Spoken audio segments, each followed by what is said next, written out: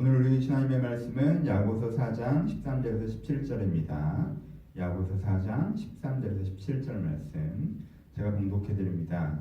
들으라, 너희 중에 말하기를 오늘이나 내일이나 우리가 아무 도시에 가서 거기서 1년을 유하며 장사 일을 보려 하는 자들아, 내일 일을 너희가 알지 못하는도다. 너희 생명이 무엇이뇨? 너희는 잠깐 보이다가 없어지는 안개니라. 너희가 도리어 말하기를 주의 뜻이면 우리가 살기도 하고 이것저것을 하리라 할 것이거늘 이제 너희가 허탄한 자랑을 자랑하니 이러한 자랑은 다 악한 것이니라. 이러므로 사람이 선을 행할 줄 알고도 행치 아니하면 죄니라. 아멘. 안녕하세요. 오늘은 작은 나를 발견하는 시기라는 제목으로 야고보서 말씀을 나눠보도록 하겠습니다. 오늘 이 본문에는 상인이 한 명 등장한다고 상상하시면 이해하기가 쉽습니다.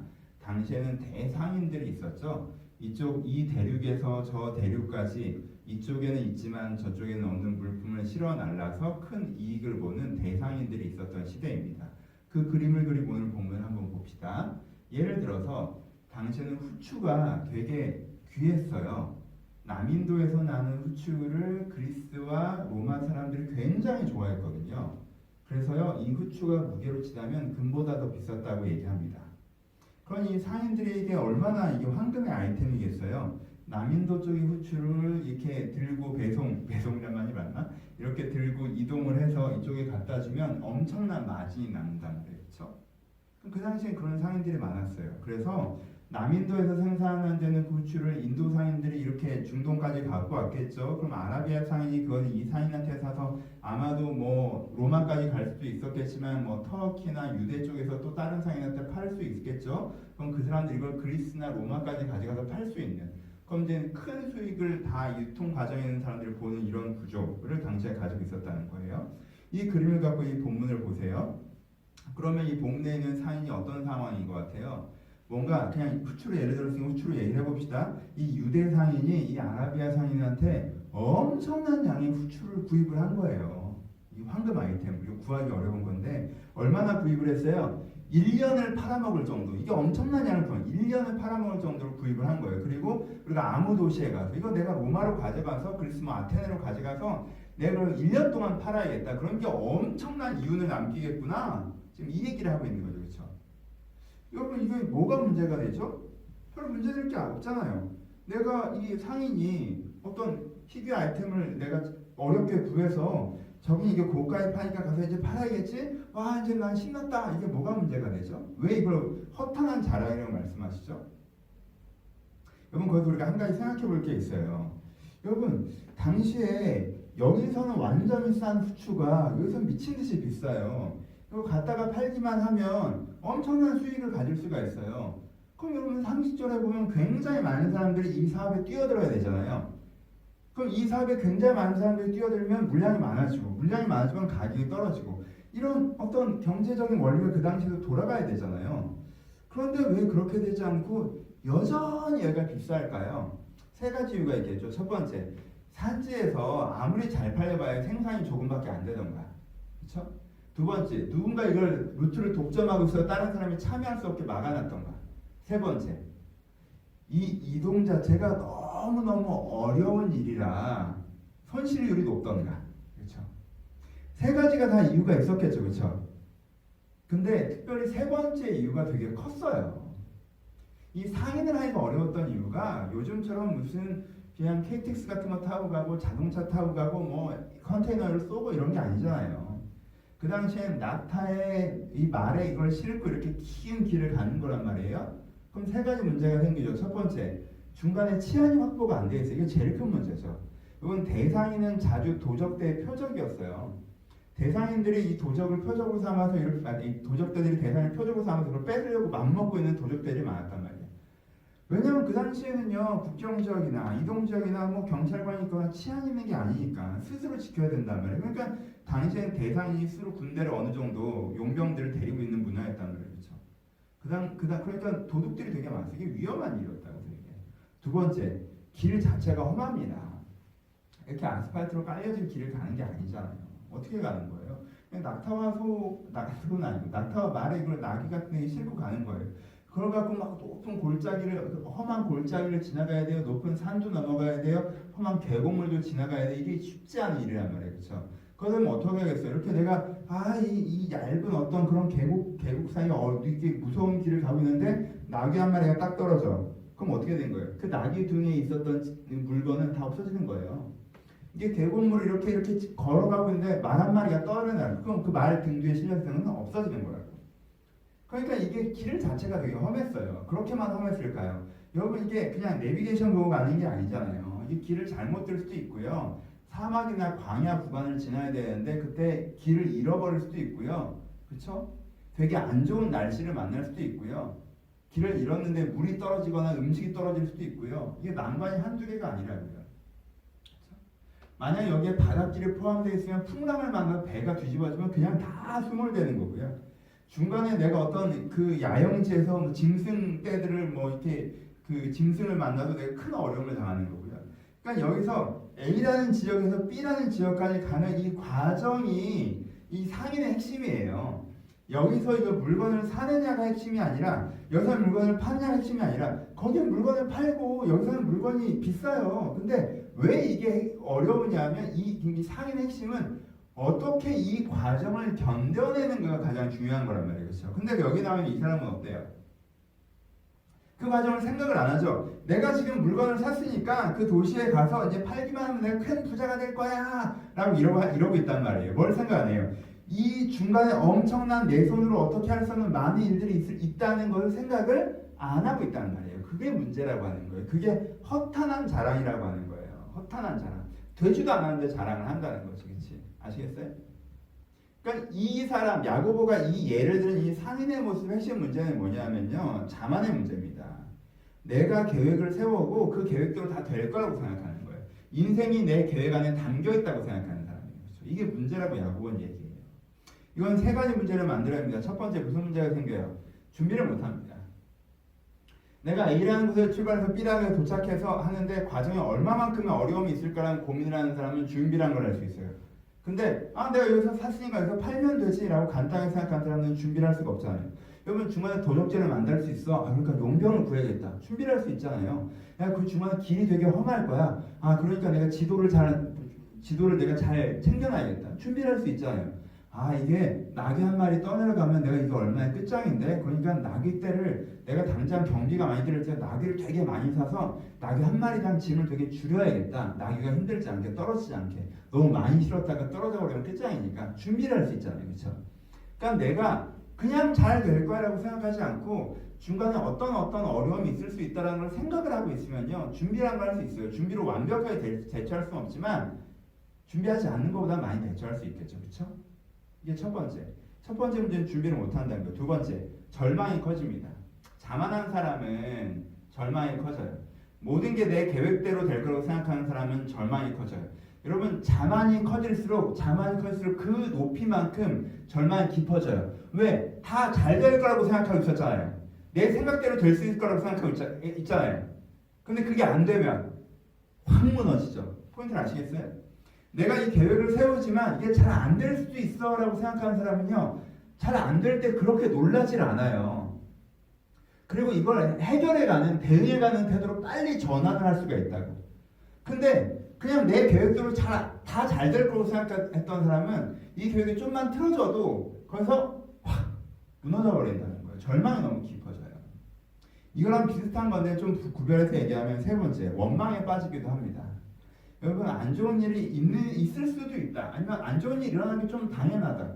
내가 도적을 만날 확률이 더 높고 안 만나면 감사한 거지. 내가 나비나 뭐 이렇게 낙타를 잃어버릴 확률이 좀 있지. 아예 안 잃어보면 행운인 거고. 이렇게 생각하는 사람은요. 그런 일이 벌어졌을 때 이게 잘못되었다고 생각하지 않아요. 이거는 당연한 리스크라고 생각을 한단 말이죠. 좀 받아들이고 해결하는 태도가 돼요.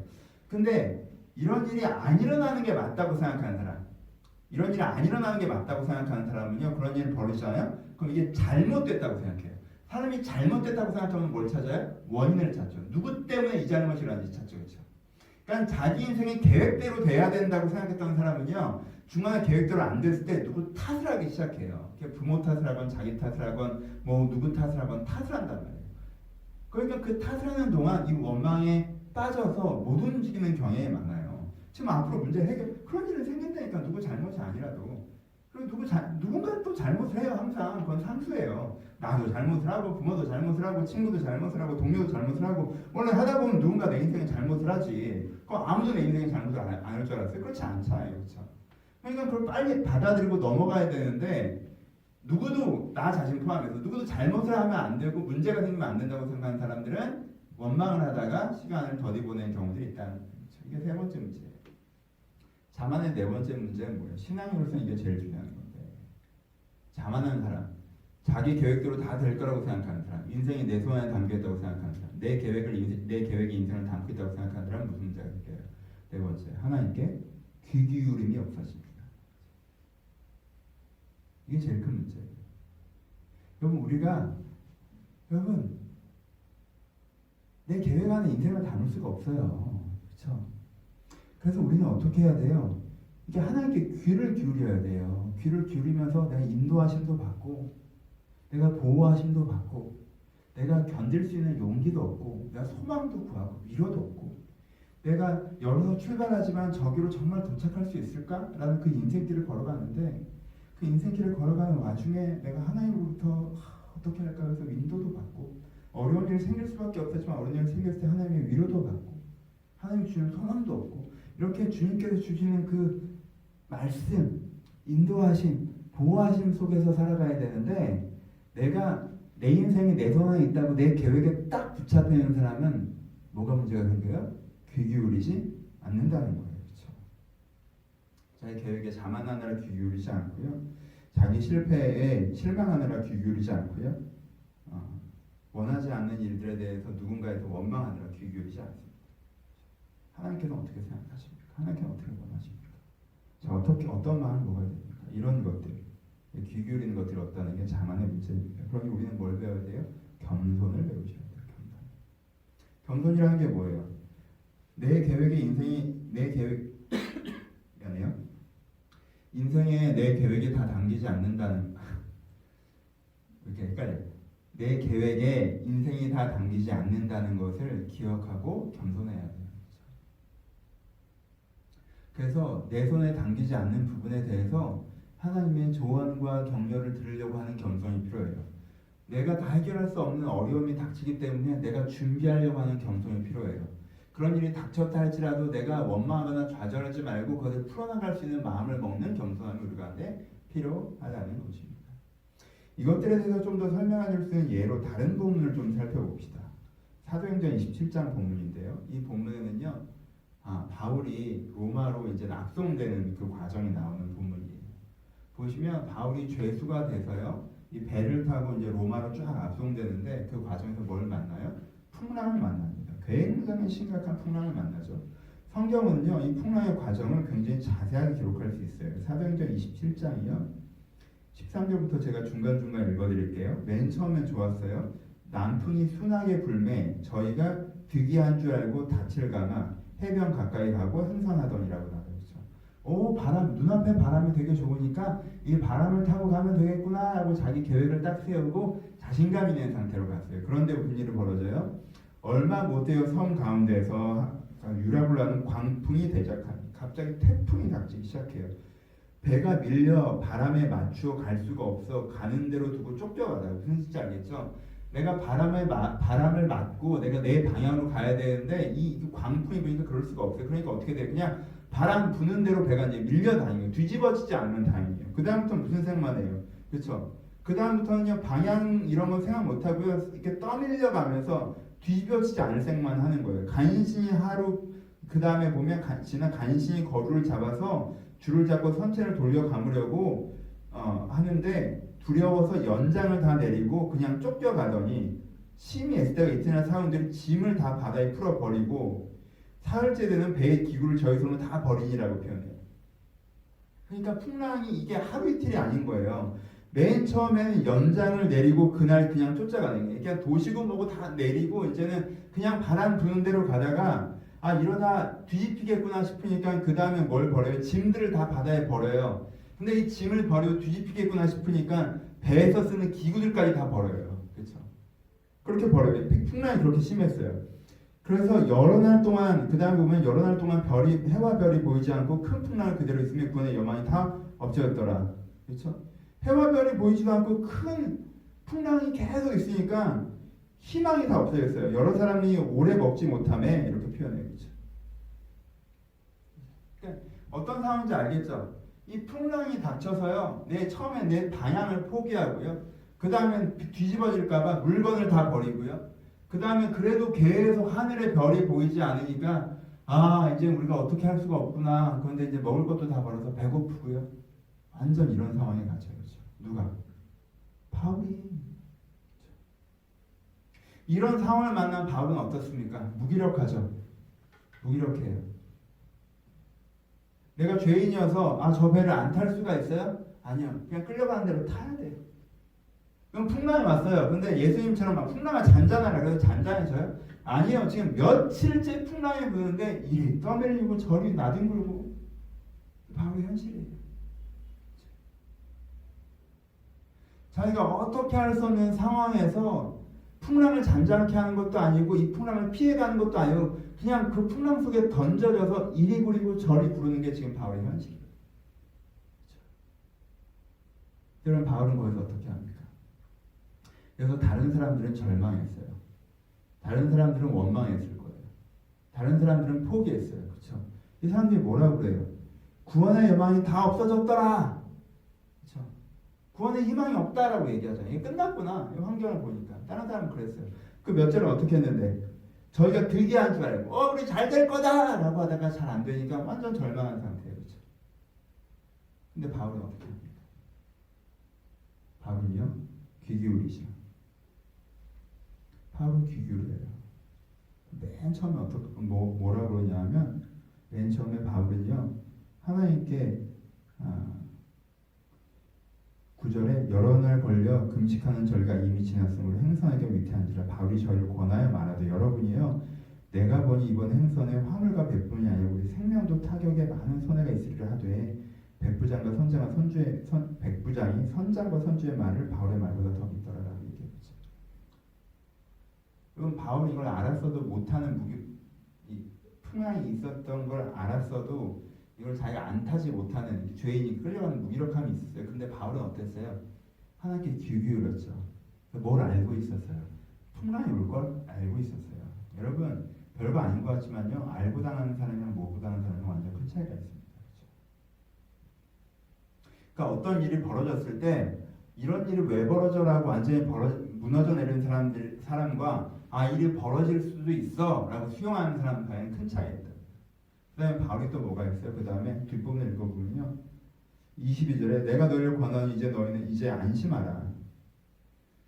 23절에 하나님의 사자가 어젯밤에 내 곁에 서서 말하되 24절 바울아 두려워하지 말라.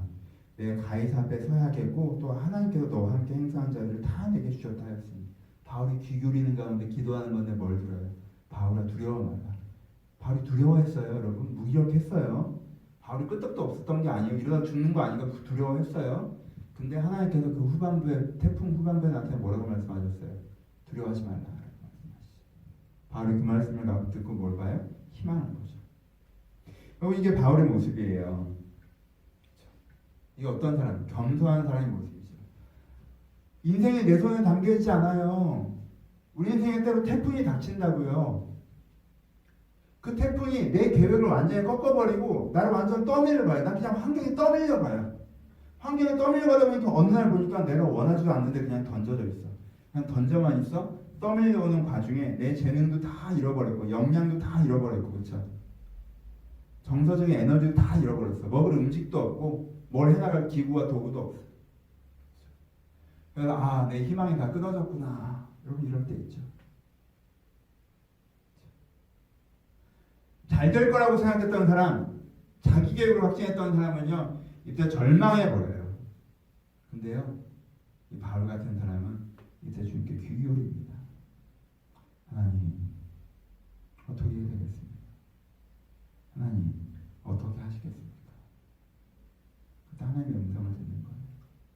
네 인생에 어려움이 올 거야. 마음 단단히 먹어. 그렇죠? 하나님의 음성이 옵니다. 두려워하지 마. 내가 널 도와줄 거야. 괜찮아질 거야. 그렇죠?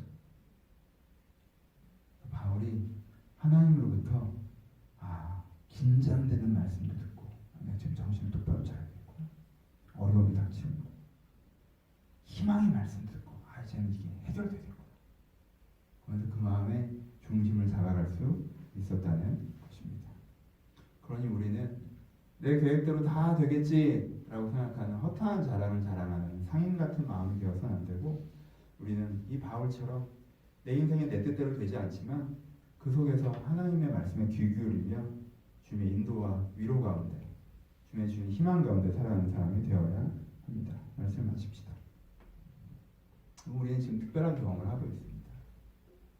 3월 첫째 주, 제가 올 한 해 시작하면서 3월 첫째 주 설교 이렇게 아무도 없는 빈 의자를 향해서 설교하고 있을지 상상이나 했겠습니까?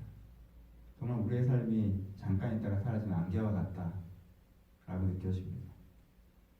여러분, 우리가 얼마 전까지만 해도 내가 되게 병에 걸려서 죽으면 어떡하지? 라는 생각을 하기나 했겠습니까? 하지 않았죠. 그리고 얼마 전까지만 해도 행여나 내가 밖에서 감염이 되어서 내 사랑하는 사람에게 결정적인 폐를 끼치는 사람이 되면 어떡하지? 이런 걱정을 했겠습니까? 하지 않았겠죠. 근데 우리에게 어느 날 그냥 이 일이 닥쳐왔어요. 풍랑처럼, 환란처럼. 갑자기 우리가 여기 던져졌고요. 우리가 세웠던 많은 계획은 되게 자연스럽게 제로로 돌아가기도 했습니다. 그럼 이러한 특별한 경험 속에서, 우리가 이 특별한 경험 속에서 우리가 배워야 할 것들이 있다고 생각합니다. 첫 번째, 여러분들 미약함을 묵상하십시오. 우리는 잠깐 있다가 없어지는 안개입니다. 우리는 그렇게 대단한 사람들이 아닙니다. 우리는 미약하니까요. 그리고 환경에 담겨 있고요. 국가에 담겨 있습니다. 평온할 때는 내가 열심히 하면 다 되는 것 같죠. 하지만 우리는 바다 위에 돛담배를 띄우고 사는 사람들과 같아요. 바다 위에 띄우는 돛담배와 같아요. 평온할 때는 내가 바람 잘 타는 기술이 있고, 그렇죠? 내가 더 잘 펴는 기술이 있어서 가는 것 같죠. 왜? 파도가 잔잔하고 바람이 잘 불어주니까. 하지만 큰 파도가 닥치거나 바람이 멈추면 아무것도 할 수 없는 것이 우리의 존재와 인생이라는 것입니다. 그럼 여러분, 이런 위기 상황 앞에서 우리의 겸손함을 회복합시다. 인생 앞에 갖고 있던 자신감을 내려놓고 내 뜻대로 잘 될 수 있고 되어야 하는 게 맞다라고 하는 그런 내 계획 속에 담겨있는 것들을 멈추고, 하나님, 정말 내가 미약한 인간입니다 라고 고백하는 것이 필요합니다. 그리고 주의 음성에 귀 기울이셨으면 좋겠습니다. 겸손하게, 하나님, 내 인생에 때때로 어려운 일이 닥쳐오는데, 상인이 거기까지 가는데 위기가 있는 것처럼 인생의 길을 걸어가는데 위기가 때때로 닥쳐오는데, 제가 어떻게 해야 되겠습니까? 나를 긍휼히 여기시고 나를 보호하시고 나를 인도하여 주시옵소서 하는 고백으로 드릴 때, 하나님께 여러분들에게 말씀하시고, 그 말씀을 여러분들이 너무 절망하지 않고 원망하지 않고, 혹은 나는 괜찮겠지 라고 자고하지 않고 겸손히 주님을 신뢰하며 한 걸음 한 걸음 걸어갈 수 있을 것이라 기대합니다. 이 말씀을 붙잡고 걸어가셨으면 좋겠습니다. 우리 기도하기 전에 기도 제목 먼저 드리겠습니다. 특별한 순간이라고 생각합니다. 이때 기도해야 될 때라고 생각합니다. 제가 광고 말씀에서 이때에는 어린아이건 어른이건 내가 신앙이 좋건 좋지 않건 중보해야 될 때라고 말씀을 드렸습니다. 아주 간단하게 하지만 진심을 담아 꼭 기도하셨으면 좋겠습니다. 이 확산이 멈춰주기를, 간단하게 기도하세요. 확산이 멈춰주기를. 그리고 지금 병상에 있는 사람들을 주님께 치료해주고 위로해주기. 그리고 세 번째, 가장 앞서서 우리를 대신해 우리를 위해 싸우고 계시는 의료진들과 공무원들을 위해서. 네 번째, 이 땅에 뿐만 아니라 세계 여러 곳에서 같은 질병의 고통들이 있는데 그들 가운데 주님께 긍휼히 여기시를 같은 마음으로 꼭 기도해 주셨으면 좋겠습니다. 매일 시간을 정해서 5분이라도 기도해달라고 말씀을 드렸는데 모든 성도님들이 이 기도에 동참해 주셨으면 좋겠다라는 광고의 말씀으로 광고의 말씀도 함께 드립니다. 자, 기도하고 축도함으로 예배를 마치겠습니다. 하나님 아버지, 저희가 정령으로 잠깐 있다가 사라지는 안개와 같습니다. 저희가 내 인생을 내 힘으로 끌고 갈 수 있다는 교만함에서 이 교회에 내려오게 하시고, 저희가 겸손하고 부드러운 마음으로 주님의 이름을 부르며 주님께 경청하는 자들이 되게 하여 주옵소서. 아버지, 삶의 풍랑 앞에서 저희가 주님의 이름을 부르며 경청합니다. 주님, 저희 가운데 어떤 마음을 먹어야 합니까? 무엇을 해야 합니까? 어떤 소망이 저희 가운데 있습니까?